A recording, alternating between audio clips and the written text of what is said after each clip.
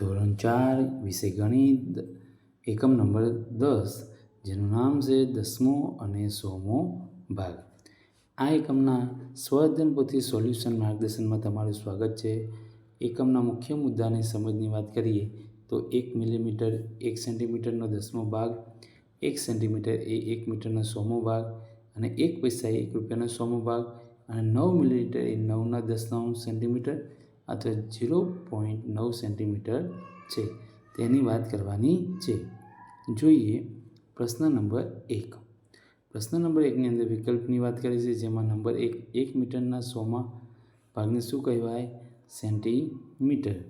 બીજામાં બી, ત્રીજામાં સી અને ચોથાની અંદર 0.05. નંબર 5ને જોઈએ તો નંબર 5ની અંદર ડી 8/10, 6ની અંદર જોઈએ 32 સેન્ટીમીટર બરાબર 0.32 સેન્ટીમીટર, 150 પૈસા બરાબર 1.5 પૈસા રૂપિયા અને 9 સેન્ટીમીટર બરાબર 0.09 મીટર. નંબર 10ની અંદર જોઈએ તો 675 પૈસા બરાબર 6.75 રૂપિયા, 5 પૈસા બરાબર 0.05 રૂપિયા. પ્રશ્ન નંબર 2. પ્રશ્ન નંબર 2ની અંદર સૂચના છે કે નીચેના વિધાનો સાચા છે કે ખોટા તે જણાવો. જેમાં નંબર 1, 10 પૈસા એ 1 રૂપિયાનો 10મો ભાગ કહેવાય. સાચું. સેન્ટીમીટરના 10મા ભાગને મીટર કહેવાય. ખોટું. 3 રૂપિયા અને 30 પૈસા બરાબર 330 પૈસા થાય. સાચું. 910 સેન્ટીમીટર બરાબર 9 મીટર અને 10 સેન્ટીમીટર થાય. સાચું. 8 સેન્ટીમીટર બરાબર 80 મીમી. સાચું. 9 પૈસા બરાબર 0.09 રૂપિયા. 35 સેન્ટીમીટર બરાબર 0.035 મીટર. 3.2 સેન્ટીમીટર બરાબર 23 મીમી. સાચું. ત્યાર પછી જોઈએ 9 નંબરની અંદર 5 મીમી બરાબર 0.05 સેન્ટીમીટર. સાચું. અને 55 પૈસા બરાબર 55/100 રૂપિયા. સાચું. જોઈએ પ્રશ્ન નંબર 3, જોડકા જોડો. જોડકાની અંદર આપણે વાત કરીએ તો 835 મીટર બરાબર સી. ત્યાર પછી નંબર 2, 75 પૈસા એટલે 3/4 રૂપિયા. 1/4 રૂપિયા બરાબર 25 પૈસા. ત્યાર પછી 0.39 મીટર બરાબર 39 સેન્ટીમીટર અને 7/100 રૂપિયા બરાબર 0.07 રૂપિયા. પ્રશ્ન નંબર 4. પ્રશ્ન નંબર 4ની અંદર સૂચના છે કે સ્ટેશનરીના એક દુકાનમાં શૈક્ષણિક વસ્તુઓ અને તેના ભાવ નીચે મુજબ છે. તેના આધારે ગણતરી કરી જવાબ આપો. અહીંયા આપણને વસ્તુઓ આપેલી છે અને એ વસ્તુઓના ભાવ પણ આપણને અહીંયા આપેલા છે. જેમ કે સ્કૂલ બેગ છે તો એના 225.50 રૂપિયા, કંપાસ બોક્સના 40 રૂપિયા અને નોટબુકના 15.75 રૂપિયા આપેલા છે. હવે એના આધારે ગણતરી કરી જવાબ આપવાના છે. નીચે બીજી વસ્તુઓ છે એ છે પેન, બોલપેનના 8.25 રૂપિયા, પેન્સિલના 3.50 રૂપિયા અને રબરના 2.50 રૂપિયા છે. હવે ગણતરી કરી નીચે જવાબ જોઈએ તો અહીંયા નંબર 1, 3 બોલપેનની કિંમત કેટલા રૂપિયા થાય? તો 1 બોલપેનની કિંમત 8.25, તો 3ની કેટલી થાય? તો એનો ગુણાકાર કરીએ એટલે જવાબ મળે. નંબર 2ની અંદર કીધું છે કે મોહન પાસે 15 રૂપિયાની કેટલી પેન્સિલ ખરીદી શકે? તેની પાસે કેટલા રૂપિયા બાકી રહે? તો એક પેન્સિલ તે 3.50, તો 350 પૈસા થયા. તો 15 રૂપિયા એટલે 1500 પૈસા. તો 1500 ભાગ્યા 350 કરીએ એટલે 1400 જાય તો 100. તો 4 પેન્સિલ ખરીદી શકે આના બરાબર. અને 100 પૈસા વધે એટલે 1 રૂપિયો બાકી રહે. નંબર 3ની અંદર કીધું છે કે જોસેફ પાસે 300 રૂપિયા છે તો એક સ્કૂલ બેગ, એક કંપાસ અને એક બોક્સ ખરીદે, એક રબર ખરીદે તો તેને કેટલા રૂપિયા વધે? તો ત્રણેયની વસ્તુના અહીંયા ભાવ લખ્યા છે. એનો સરવાળો કરી મૂળ કિંમતમાંથી બાદ કરતાં 32 રૂપિયા બાકી રહે. નંબર 4ની અંદર ત્રણેય વસ્તુના નામ કિંમત લખી દીધી છે: રબર, પેન્સિલ, નોટબુક અને બોલપેન. એનો સરવાળો કરીએ એટલી રકમ ચૂકવવી પડે. નંબર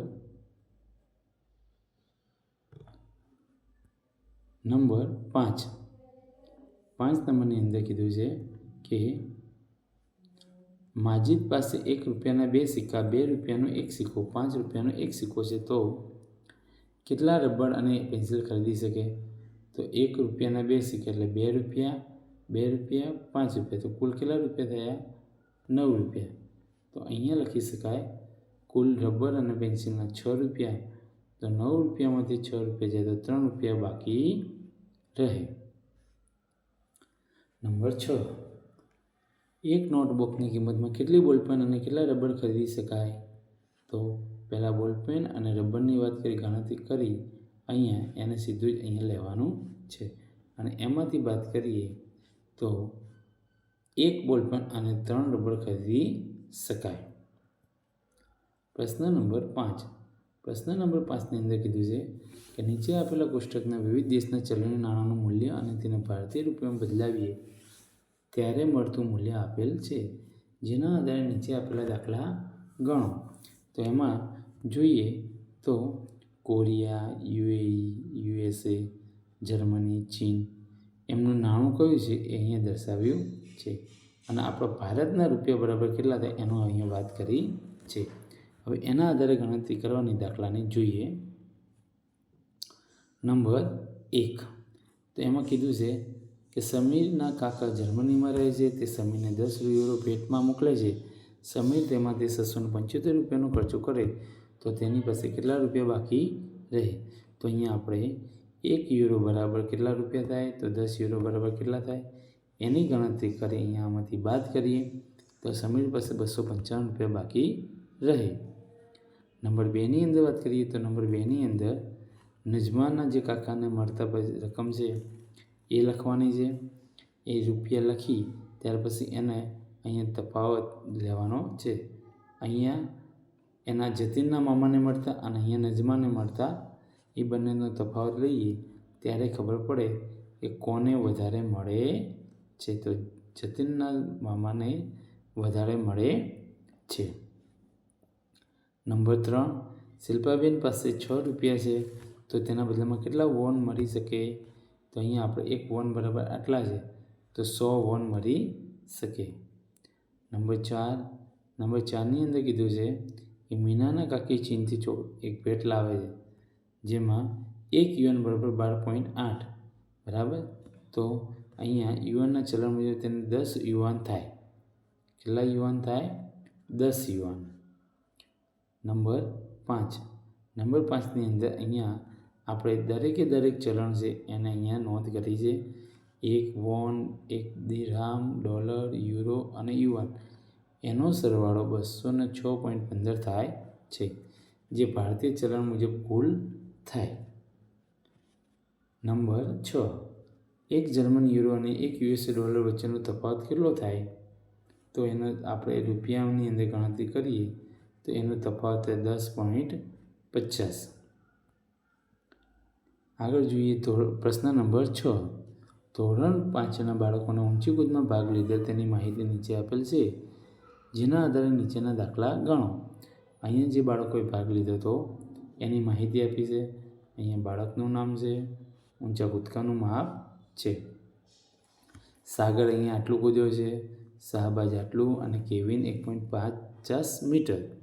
જોઈએ એમાં નંબર 1. નંબર 1માં કીધું છે કે સાગરને 2 મીટર ઊંચે કૂદવા કેટલો વધારે ઊંચો કૂદકો કૂદવો પડે? તો 2 અને પહેલાં કૂદેલો હતો એમાંથી બાદ કરવાનું છે. તો સાગરને 0.95 મીટર વધારે કૂદવું પડે. એવી જ રીતે નંબર 2. શાહબાજ અને મહેશે લગાવેલા ઊંચા કૂદકા વચ્ચેનો તફાવત કેટલો થાય? તો બંનેની બાદબાકી કરીએ તો અહીંયા આપણને તફાવત પ્રાપ્ત થાય 0.70 તફાવત થાય. બરાબર. આગળ જોઈએ નંબર 3. નંબર 3માં જોઈએ તો કે સૌથી વધારે ઊંચો કૂદકો લગાવેલ અને સૌથી ઓછો કૂદકો વચ્ચે બદલાયેલ તફાવત કેટલો? તો આ સૌથી વધારે, આ સૌથી ઓછો અને આ એનો તફાવત. તો કેટલો આવ્યો? 0.90 મીટર થાય. કેવિન અને નરેશે લગાવેલ ઊંચા કૂદકા વચ્ચેનો તફાવત કેટલો થાય? તો કેવિનનો કૂદકો અને નરેશનો કૂદકો, તો બંને વચ્ચેનો તફાવત કેટલો થાય? 0.25 મીટર. આગળ જોઈએ પ્રશ્ન નંબર 7. નીચે આપેલા કોષ્ટક 1નો અભ્યાસ કરીને કોષ્ટક 2 પૂર્ણ કરો. અહીંયા કોષ્ટક 1 આપેલું છે, એમાં આપણે અભ્યાસ કરી લેવાનો છે. એ અભ્યાસ કર્યા પછી એના આધારે આપણે બીજા કોષ્ટકની વાત કરવાની છે. આ નંબર 1 છે કોષ્ટક. સરખું ધ્યાનથી જોઈ લઈએ તો એમાં લાલ કલર છે, પીળો કલર છે, સફેદ કલર છે, લીલો કલર છે. એટલે કે 1, 2, 3 અને 4 કલર છે. 1, 2, 3 અને 4 કલર. હવે આગળ જોઈએ તો કોષ્ટક 2.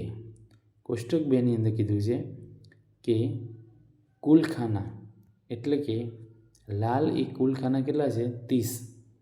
ચોરસનો કુલ ખાનાનો ભાગ કેટલો? કુલ 100 છે, એમાંથી કેટલા ભાગ થયા એના? 30. તો એના દશાંશ અપૂર્ણાંકના ખાનામાં કેટલા લખાશે? 0.30. બરાબર. એવી જ રીતે આપણે સફેદની વાત કરી તો સફેદ કેટલા છે? તો કે 25. તો કેટલા થયા? 25/100. તો કેટલું લખાશે દશાંશ અપૂર્ણાંકમાં?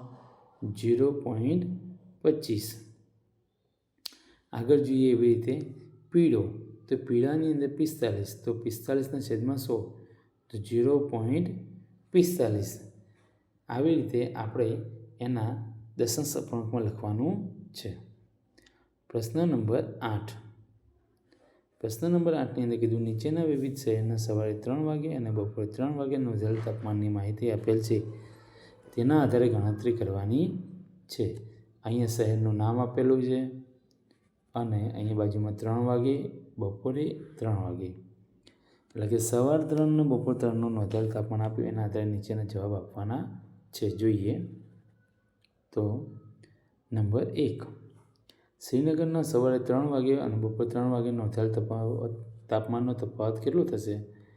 તો બંને ટાઈમ નોંધાયેલા તાપમાન છે એની નોંધ કરી બાદબાકી કરીએ એટલે એનો તફાવત મળે. 7.6 અંશ સેલ્સિયસ તાપમાન છે. નંબર 2. કલકત્તા શહેર અને ભોપાલ શહેરમાં સવારે 3 વાગે નોંધાયેલ તાપમાનનો તફાવત કેટલો છે? તો ભોપાલ અને કલકત્તાનું તાપમાન લખી એની બાદબાકી કરીએ એટલે તફાવત મળે. નંબર 3. નંબર 3ની અંદર કીધું કે અમદાવાદ શહેરમાં 3 વાગે અને બપોરે 3 વાગે નોંધાયેલ તાપમાનનો તફાવત કેટલો? તો કે બપોરનું અને સવારનું, તો તફાવત આવે છે 19.3, એટલે કે બાદબાકી કરવાની હોય. નંબર 4. સવારે 3 વાગે નોંધાયેલ સૌથી વધારે તાપમાન અને સૌથી ઓછા તાપમાન વચ્ચેનો તફાવત કેટલો થશે? તો કે સૌથી વધુ તાપમાન અને સૌથી ઓછું તાપમાન, એનો તફાવત 20.6 થાય. નંબર 5. નંબર 5ની અંદર કીધું છે કે બપોરે 3 વાગે નોંધાયેલ અને સૌથી વધારે તાપમાન અને સૌથી ઓછા તાપમાન વચ્ચેનો તફાવત, તો વધારે અને ઓછું તફાવત 26.2. અહીંયા આપેલી છે પ્રવૃત્તિ. એ પ્રવૃત્તિમાં જોઈએ તો ક્રમ, વસ્તુનું માપ, લંબાઈ સેમીમાં અને મીમીમાં અને લંબાઈ સેન્ટીમીટરમાં. તો અહીંયા કીધું છે કે રબર, તો રબર છે એ કેટલું છે લંબાઈમાં? 4.4 સેન્ટીમીટર, 4.4 સેન્ટીમીટર અને 5 મિલીમીટર, તો 4.5 સેન્ટીમીટર. બોલપેન તો કે 14 સેન્ટીમીટર અને 8 મિલીમીટર, તો 14.8 સેન્ટીમીટર. એવી જ રીતે મોબાઈલની લંબાઈ તો 15 સેન્ટીમીટર અને 2 મિલીમીટર, તો 15.2 સેન્ટીમીટર થાય. અહીંયા આપણું આ એકમના સ્વાધ્યાય પરથી સોલ્યુશન માર્ગદર્શન પૂર્ણ થાય છે. આવા જ માર્ગદર્શન વિડીયો અને અમારી સાથે જોડાયેલા રહેવા માટે અમારી ચેનલને સબસ્ક્રાઈબ કરો અને આવા માર્ગદર્શન વિડીયો મેળવતા રહો. આવજો.